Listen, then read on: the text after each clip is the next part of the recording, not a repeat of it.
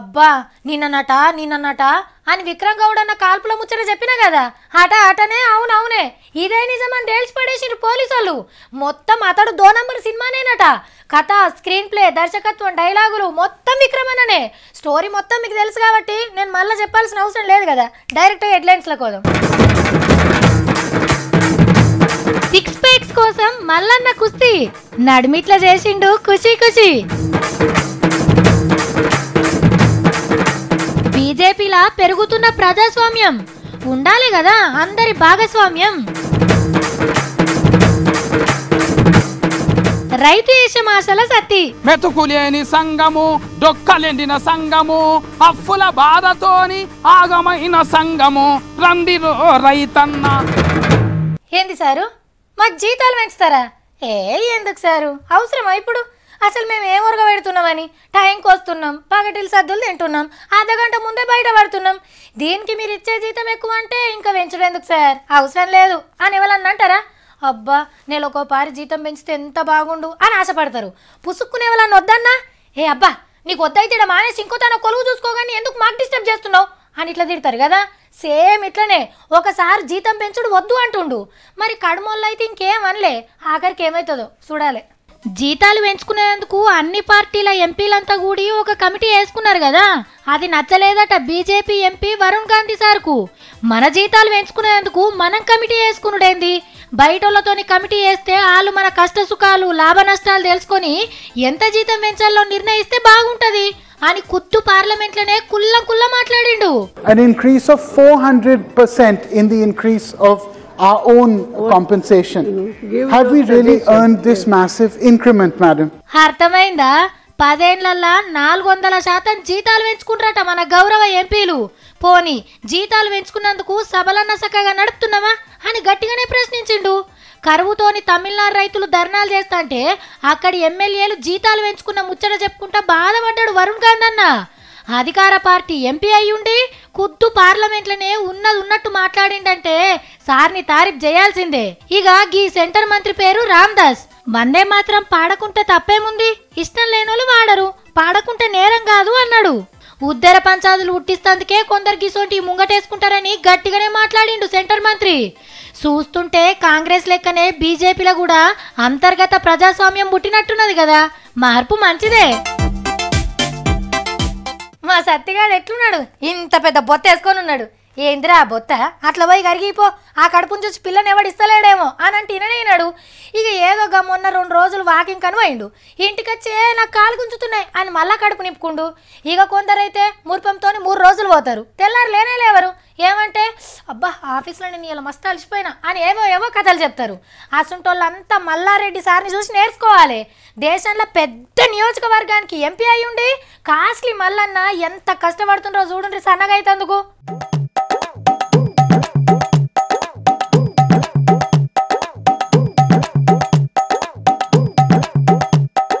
అబ్బా మల్లారెడ్డి సారు అల్కగా ఎత్తి పడేస్తుండు. లేఫ్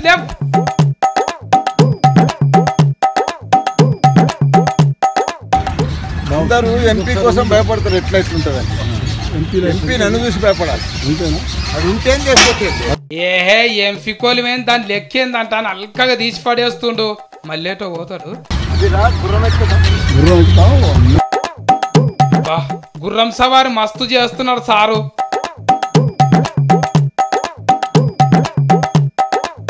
అందరికి వాట్సాప్ లో పెట్టే వాట్సాప్ లేని సారు తీన్మాలనే వేస్తున్నాము.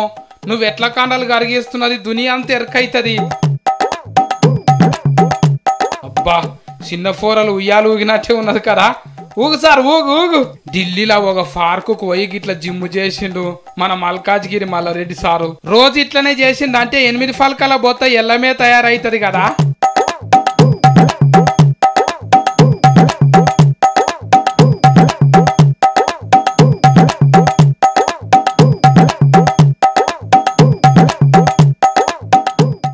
దోస్తులు సిట్టింగ్ పెడితేనట ఒకరి కష్టాలు ఇంకొకరు చెప్పుకుంటారట ఎంత కష్టపడి పైకి వచ్చింది, కొలువు ఎట్లా సంపాదించింది, ఇంటి కోసం ఎంత కష్టపడుతుంది మొత్తం చెప్పుకుంటే కొంత బాధ తీరినట్టు అనిపిస్తుందట.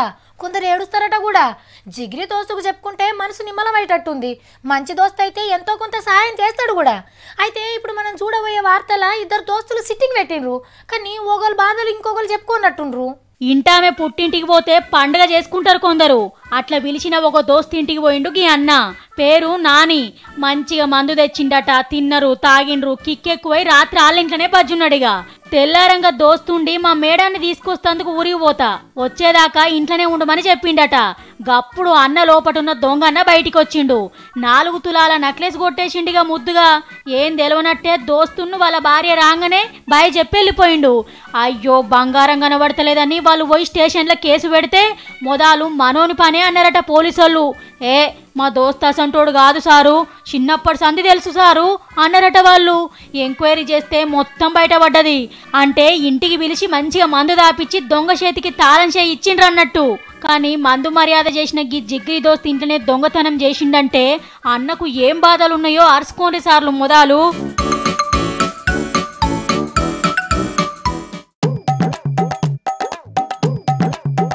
మామూడైంది గోసిపెట్టి నాగలు పట్టిండు, ఎంత చక్కదనం ఉన్నాడో కదా సతీ. ఏ రండిరో రైతన్న సంగం పెడదాము, సంగాతేందో చూద్దాము. రండిరో రైతన్న మెతుకులేని సంగము, డొక్కలెండిన సంగము, అప్పుల బాధతోని ఆగమైన సంగము. రండిరో రైతన్న. హైదరాబాద్ లో ఏమన్నా దుఃఖిలతో నిత్తనాలు వేస్తావా ఏంది నువ్వు? ఆనలు పడి అలిగి వెళ్తున్నాయి శల్రాన్ని. రోడ్ల మీదకి వచ్చినాయంట నీళ్ళని పోయి రోడ్లు దున్నేతాం అనుకుంటున్నా. నాగలి వచ్చి ఊరందరు దోషిస్తుంటే నీ దోషిస్తుంటది. అరే నేనేమన్నారా, నన్ను అంటున్నావేంది? ఊరికి పోతున్నావా ఏంది నువ్వు? ఉడుకుడుకు రొట్టెలు చేసి ఇంత మామిడికాయతో కేసుకొని తీసుకొని రా, బట్టఫేగులు కట్టుకొని. ఏంది నేను సర్ది కట్టుకొని రావాలా? ఎట్లా కనిపిస్తున్నా నేను నీకు? ఈ మేకప్ కిన వారేతు ఎప్పటికా మేకప్ రుద్దుకుంటావా? ఆ సౌటకట్ల తెచ్చి ఇంత మన్ను రుద్దుకో తెల్లగైతావు. ఆ మేస్త్రే కట్టమని రమాన్ పొద్దుపోతున్నారు. నువ్వు నిజంగానే దుక్కి దున్నని పోతున్నావా ఏంది ఇప్పుడు నువ్వు? ఉపకారత వచ్చింది, శనగలు పెట్టాలి. నేను నాగలు కొట్టుకుంటా పోతా, ఎంతకెళ్ళి నువ్వు విత్తనాలు వేసుకుంటా రావాలి. బుక్కావు బూకర్దానం ఆయనత అందులో గుల్కలు కలిపిన. చల్లడా నాకు ఇత్తనాలు ఏ రాదు, నేను రాను. అయిన ఏంద్రా నాకు నాయనడే పని చెప్పలేదు, పెద్ద నువ్వు చెప్తున్నావేంది? ఊళ్ళో నాట్లేస్తున్నారంట, నాట్య నీకు మోకాల బండి బురదలో దిగి నారేస్తే మంచిగా ఉంటుంది. బువ్వుకనే వస్తాడు ముంగటికి.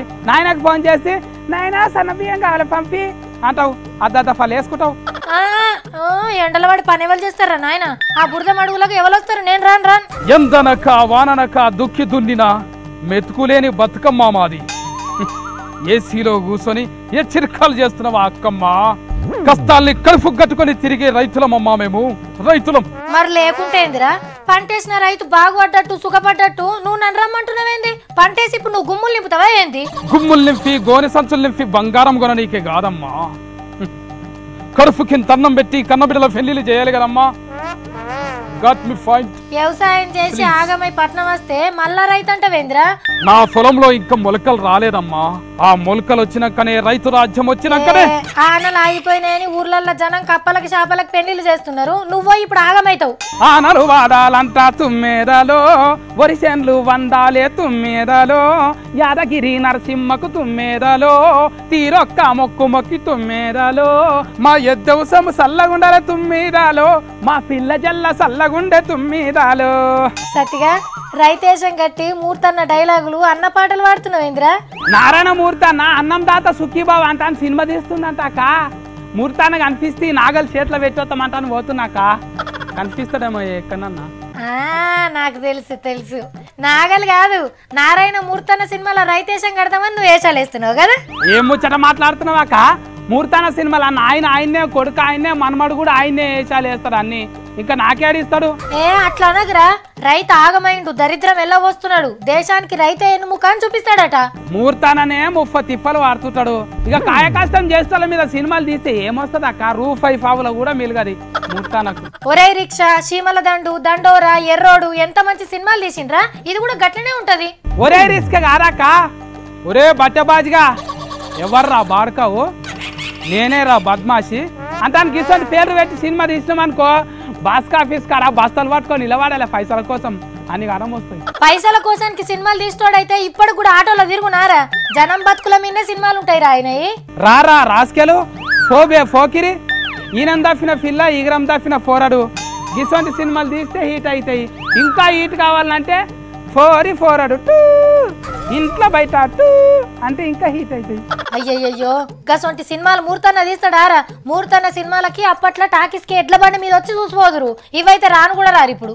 ఇప్పుడు నేను చెప్పిన పేర్లు పెట్టి సినిమాలు తీయాలి కానీ ఎడ్ల బండ్లు టాటకర్లు కారాక మొత్తం విమానాల మీద వచ్చి చూసిపోతారు. సినిమాలు మస్తు హీట్ అవుతుంది.